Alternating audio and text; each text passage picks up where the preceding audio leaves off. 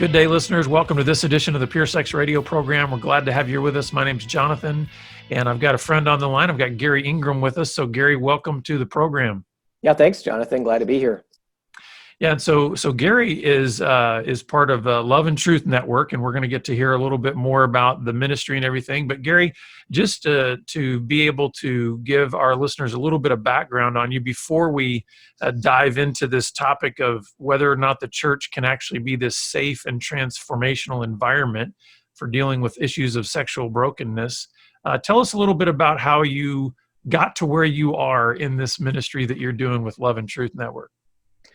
Yeah, well, I love the fact that when we surrender our lives to Christ, that He doesn't waste anything. He doesn't waste all of the sort of the good stuff, our education and positive experiences, but He also doesn't waste the really hard stuff and the difficult stuff along the way. So I grew up in a Christian home, realized early on after some early sexual abuse and exposure to pornography that when I was coming into puberty that I was same-sex attracted and really confused about that, horrified about that, prayed for God to take that away and realized over the course of weeks and months and years of time that wasn't going to happen. And I really began to judge God and feel like, look, you condemn this in your word. Your word is clear that this is not your desire and will for us, but yet you seem to not be lifting a finger to help me.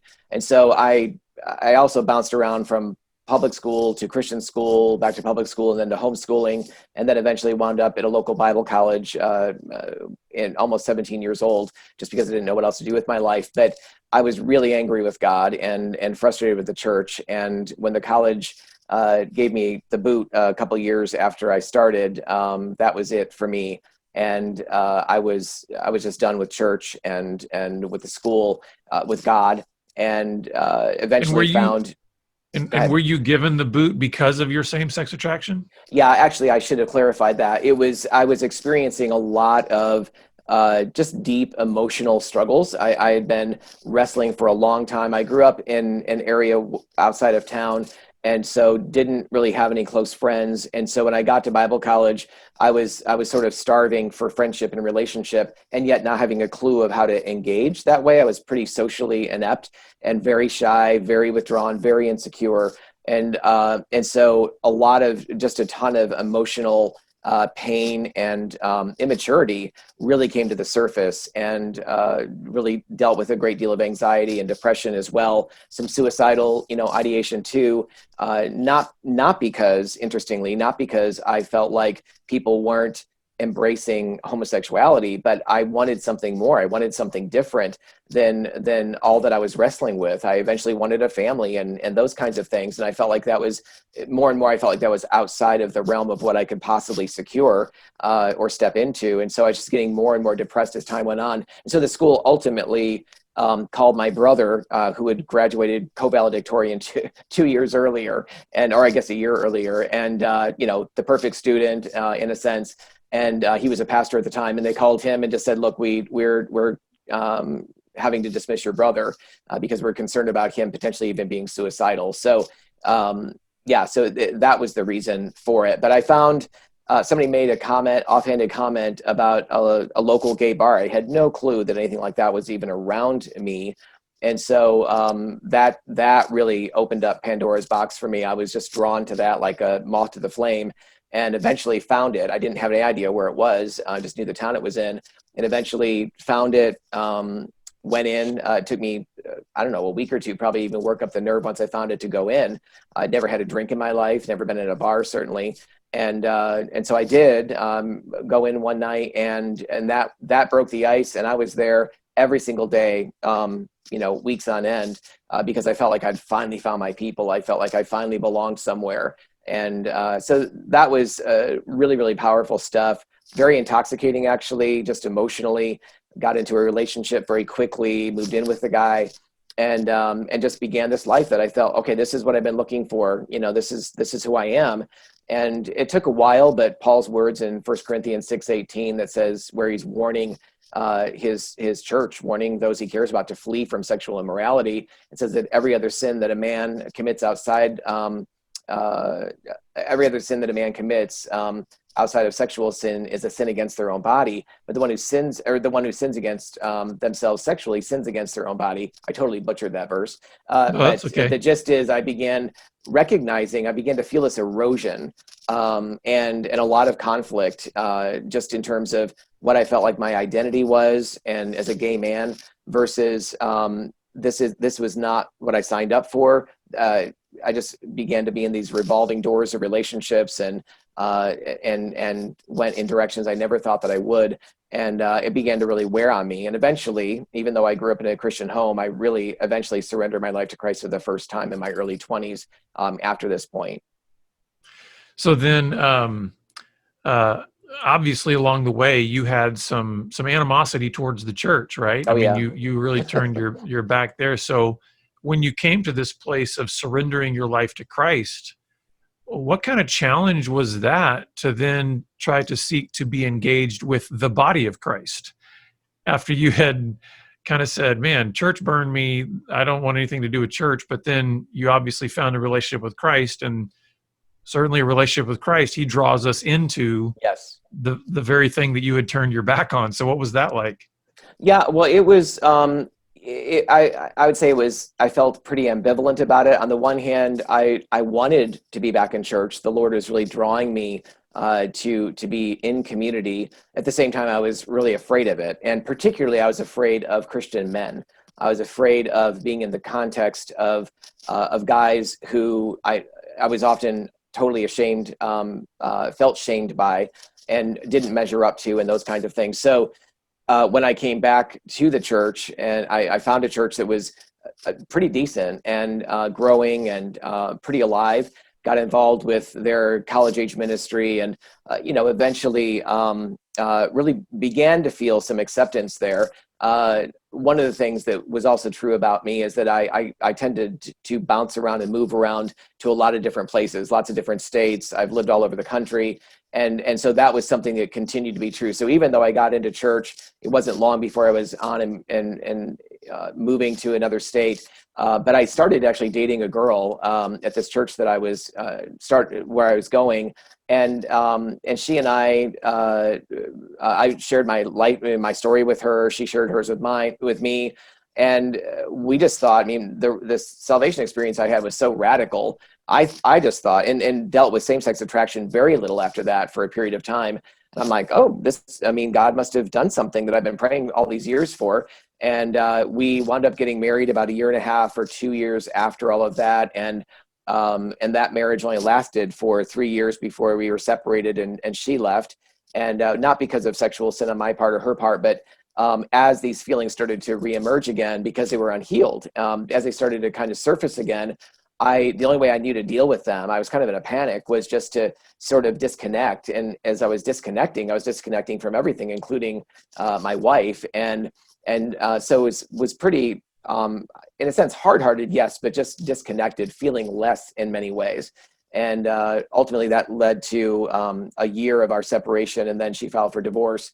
And so the very thing I desperately did not want, and didn't sign papers for any of that, but what I did not want was a divorce. And so I began to be angry and bitter toward God again, that he didn't do more to heal my marriage. And so there's this theme in my life of blaming God, for all of the woes in my life. But I went back into homosexuality, but it was very different, because I was now a Christian with the Holy Spirit living inside of me, not just a religious kid who didn't want to hurt his mother and father and that kind of thing. But now I've got the Holy Spirit living inside of me. And so there was this real war that I hadn't experienced kind of the first time around. But God eventually, several years into this, got a hold of my heart, and drew me back into a church that was really walking with very broken people in a very open way. And this kind of leads into the topic that we're talking about, is that I'd been in a lot of good churches. I'd been in a lot of kind of mediocre churches. I talked to several pastors who were good men, but didn't have a clue of how to help me. And a couple of them had no interest in that whatsoever when I was seeking help early on in my teens and my early 20s. And then, but this church, and now I'm in my early 30s, when I'm really working on surrendering my life to Christ again, and trying to get back on track. And in this church, I emailed the pastor and told him my life has devolved into adult bookstores and gay bars socially, and I desperately want help and support. I'm addicted. And his response to me was essentially, hey, if you want to move here, I was living in Chicago at the time. If you want to move here back to upstate New York, where I grew up, we'll walk with you. And so I did. And that church, really picked up the ball. I got into counseling right away with them and into a lay counseling ministry, started receiving a lot of support that way. I got into a small group right away. And then eventually I knew the Holy Spirit was just prompting me to respond and go to their men's group, which is the last place on earth I wanted to be. But God used these guys in so many ways. The community of men, which I'd never had in my whole life except for the gay community, he used these guys to, in many ways, refather me. And it wasn't one man that was going to do that, but just the community called out what I didn't even know was missing, and really called out a masculinity that I didn't believe that I even had. And Yeah, so this church really walked with me. let me ask you about that, because I want to have maybe a little bit of a sidebar conversation on that issue of the fear that you said you had about Christian men. And then maybe we can get into, okay, yeah, what does that look like in a church setting of how men and really anyone can seek transformation? Yeah. Because you mentioned a couple of times this idea that, man, you had just this, you're terrified of getting into community with Christian men. And then you specifically mentioned about masculinity there. Can you Yeah. describe to us maybe what that fear, what you were afraid of? And then can you also mention how this refathering really helped you gain a proper perspective of what true masculinity is? And if you wouldn't mind trying to maybe give us your definition of how you would try to describe what is true masculinity and how does that differ from what we've been maybe given even through the church and certainly our culture? Yeah. Well, those are all good questions. And one thing I'll confess off the bat, I've never been diagnosed with ADHD, but I'm sure that I have it. So whatever I don't address, feel free to loop back around again. Sure. Yeah. So I think, it's important. It's a great question in terms of, what is authentic masculinity? And I know different people have different thoughts and opinions about that. I do think that there's mystery involved in both our masculinity and certainly in femininity as well. But which the mystery is actually part of what's intriguing and part of what's interesting about that.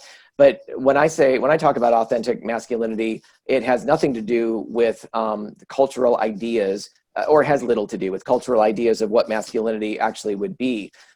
There's clearly you're looking at the sort of the entire package of not only what it means to be God, but also what it means to be fully human with Jesus and what it means to be a man. And so Jesus obviously demonstrated both what it meant to be really gentle and tender with certain people, and he was also anything but that with others. And so there's but yet in many ways, I think when people look at Jesus, he doesn't fit the norm of what we would say, at least in the West and in the United States, of sort of a cultural view of a man's man. And yet, of course, he was. Like, he's the ideal. I think King David is another phenomenal example of what it means to be masculine in all of its parts and pieces. I mean, here you have a king who is both a warrior, but is also a poet. You have a king who is going out and leading armies in battle, and yet is also able to weep and play instruments. And so Plays the I just think harp. that, what's that?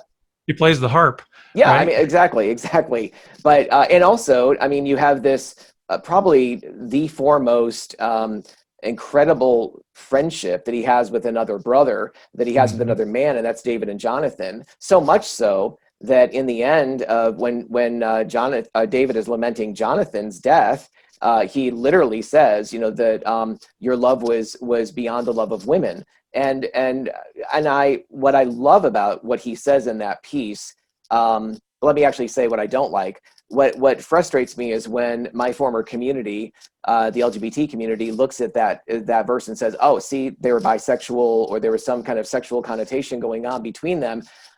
First of all, there's no indication of that whatsoever. But secondly, what's sad about that is that what we take is this incredible picture of brotherhood, of masculinity, of having each other's backs, and really an ideal kind of friendship that we see in David and Jonathan, and we begin to dismantle that and make it something that becomes sexual, instead of, no, this is something that we as brothers in Christ, as men, can aspire to in terms of our openness and our commitment and loyalty in friendship. And so male friendship designed by God is not meant to be this loosely Mhm. connected, this sort of thing that all we do is get together and we do certain projects or hobbies or what have you, and yet emotionally we're completely disconnected. I think he meant much more for us than that. So masculinity, for me, like, I know that I bear the scars, the outward scars of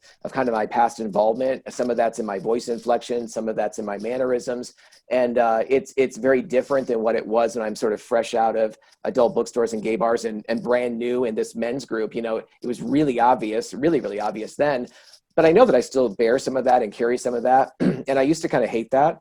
But you know, really, it is a demonstration of the mercy of God, the grace of God, and it's okay that I still carry some of that around. It doesn't inhibit me from fully expressing and living out the man that God has created me to be, Mhm. and being even a spiritual father to many men who have never struggled with same-sex attraction. I mean, that's what has astounded me. Yeah. One of the things, I'll just jump forward and say, you know, this church that I came to, absolutely broken, totally addicted, getting into, you know, support and ministry in this men's group for a long time.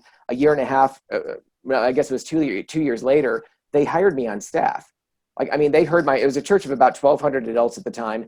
They hired me on staff in a pastoral role and as their business administrator. And eventually I became the director of their counseling ministry and later pastor of soul care ministries, overseeing their support groups and recovery programs and things like that, their counseling ministry. And I mean, it's just crazy to me that God would so transform a life to be able to even enter into that kind of thing, and that he would use a church to know my story and to know me thoroughly, and yet say, yeah, we want you to be on staff with us. We want you feeding into and ministering in the context of our own church. So let's jump into that, because talking about masculinity and all that, I kind of want to put a teaser out there for our listeners that we expect to have you back, Garry, to where we can talk a little bit more thoroughly about what it means to be made in the image of God as male and female, and maybe able to even unpack that a little bit more in a future episode. But let's talk about the church, and specifically, yeah, what does it look like for a church to be a safe and transformational environment? And maybe, if you know, because that's so much of what you do in your ministry, right? I mean, Right, you come right. alongside churches and help them create the right environments for transformation to take place. So why don't you just take us from the beginning of, you know, church A? We've got church out there. Let's put it kind of in the bell curve of the typical evangelical Bible believing church, and in America. And where are they typically needing the most attention to work on this area of becoming a transformational environment for those specifically dealing with sexual brokenness issues? Yep. So I'll jump into that. But first, let me just back up a little bit from that and just say that one of the things that we've seen is that we can't, as ministry leaders, just go into a church that we're being invited into and bring a template of ideas, Mhm. sort of in the same structure, in the same order that we would give to another church. The truth is, we have to be really contextual, depending on the denomination of the church, depending on whether it's an urban or rural church, depending on the history of that church, and what have they gone through, what issues and struggles have they experienced in the realm of sexuality or identity issues or what have you. And there's a bunch of other things to consider too. So I would just simply say that we have to be really contextual when we're looking at working with a leadership team in a church and with the broader church. Having said that, let's just kind of take a generic church, kind of what you described, Jonathan. One of the first things, it begins with a conversation, usually with a pastor, or there's a connector, an influencer within the church who connects me to, or whoever, to the pastor. And we begin a dialogue and conversation. And I think it's important also that we as ministry leaders so many of us can be so passionate about what we do. We can recognize just how desperate culture is and how desperate the church is to really grow in their understanding, and what Dr. Julie Slattery has coined as sexual discipleship, to grow in that. But in our passion for that, oftentimes we have difficulty navigating, and rather than kind of coming in like a bull in a china shop. So we have to come in and bring our understanding and our expertise and our story to the table. But we have to do it in a way that invites the pastor, that invites the leadership team into this kind of this story and this idea, this project with us, and so that really this is going to probably be multiple, maybe phone calls, maybe some Zoom calls, visits to the church, leadership training over Zoom is a lot of what we do as well before coming and doing like a weekend of on-site ministry. But it begins with the pastor. And what we would also say certainly is anything that's going to shift in the church is going to have to be something that the pastor and the leadership team really buys into and catches a vision of. It can't be, from my perspective, somebody might be able to come, to the pastor who's been involved in the church and have a desire to do a ministry that deals with sexual brokenness or deals with LGBT issues or deals with breaking pornography addiction or whatever. And that pastor may just hear it and say, yeah, I trust you, I bless that. But which is in a sense, that's wonderful when that happens. But what's unfortunate is that we can set up a program or a group within a church, and there will be a few people who benefit from it, but the larger church is untouched by it, which is tragic, frankly, because the truth is every man, every woman deals with sexual brokenness. There's not a single one of us who doesn't. And it may not be sexual addiction. Honestly, in church, what we find is there are many leaders who haven't been sexual with their husband or wife in years, and that's looked at as being, nobody is even questioning that. So whether it's asexuality or it's sexual addiction or sexual brokenness in all those kind of in between places, we all experience that on some level. So the entire church can benefit from work in this area. So we work with the leaders, we work with the leadership team. We want to open up opportunity to teach and to coach, but we also want to open up lots of opportunity for Q&A. So we can encourage disagreement, encourage pushback. So we can really get down to the heart of what is that person actually thinking? What do they actually believe? We don't just want to have a bunch of nodding heads. We want to be able to address some of the things that if they don't have the courage to say, I disagree with that, or this loved one, they're a wonderful person, and I feel like you're saying they're bad, and I'm not going to tell you that because I'm just going to disagree with you internally and nod my head externally. We want to kind of draw out all those internal disagreements and questions so that we can really gradually get on the same page, and then it kind of rolls out to the broader church. So I know that sounds like a lot. It can take 6 months or a year of cultivating sometimes, or it may even be a pretty quick phone call, some pretty quick, a week or two later, we're doing some leadership training, or a month later, and 2 or 3 months later, I'm there on site doing a weekend of ministry. The other thing that's so key, Jonathan, is when people ask me, I'm often asked, what's kind of the number one thing that we can do to become a safe community? And one of the things I think is absolutely essential is that we start to crack open 3 minutes, 4 minutes on a Sunday morning. And I know it's tough. I know what it's like to schedule down to 15-second increments on a Sunday morning. But we need to have several minutes, I believe, of building a library of some video testimonies, many video testimonies. And you might have to pull from the internet to start with, or some other churches. But ideally, it would be you start to pepper in people who have the courage to start sharing their own stories in your own congregation, And every Sunday you've got a different story about a different topic. A woman who's recovering from the abortion she had 10 or 15 years ago. The guy who's overcoming alcohol abuse or substance abuse, drug addiction. The woman who's breaking a pornography addiction. And yes, that happens for women too. It's not just a guy's issue. And so you've got all this wide variety. And also, I love it too when you get a testimony about a woman or a man who recognizes, you know what, I grew up in the church. I've never really dealt with sexual brokenness issues, but I've been full of self-righteousness, and I have actually fostered environments that that I realize I've added to this idea that the church isn't very safe because of my self-righteousness and my judgment. That's a beautiful testimony, sort of the other bookend from all the sexual addiction stuff that we can kind of bring to the table. Yeah, so a lot of what I hear you saying, we've just got a few minutes left, Garry, but a lot of what I hear you saying is you're trying to shift the conversation and even help a lot of these pastors and leaders to be able to see the how to ask the right questions. Because I think you've dealt with a lot of pastors, a lot of church leaders, right? And it seems to me like a lot of the ones that I've dealt with, they're looking at so many things as a problem to be fixed. Yes. And it's very easy then to just sort of, without even realizing it, throw all of your people into that category. Okay, we've got all these people out here and they've got problems that need to be fixed. Before long, you start seeing the people as a problem that needs to be fixed. Yes. Instead of what I hear you in your story, when you had a pastor that was willing to say, come up here because you're a life that needs to be walked with. Yep. You're a life that needs to be discipled. And that's a very different environment from, Garry, you're a problem that needs to be fixed. Yeah. Right. And so that's what I'm hearing you say is we need to shift the language. We need to shift the focus, shift the paradigm of how are we coming at this? Are we coming at it as trying to segment people into their problems, or actually seeing it, how are we drawing everybody into a discipleship pathway?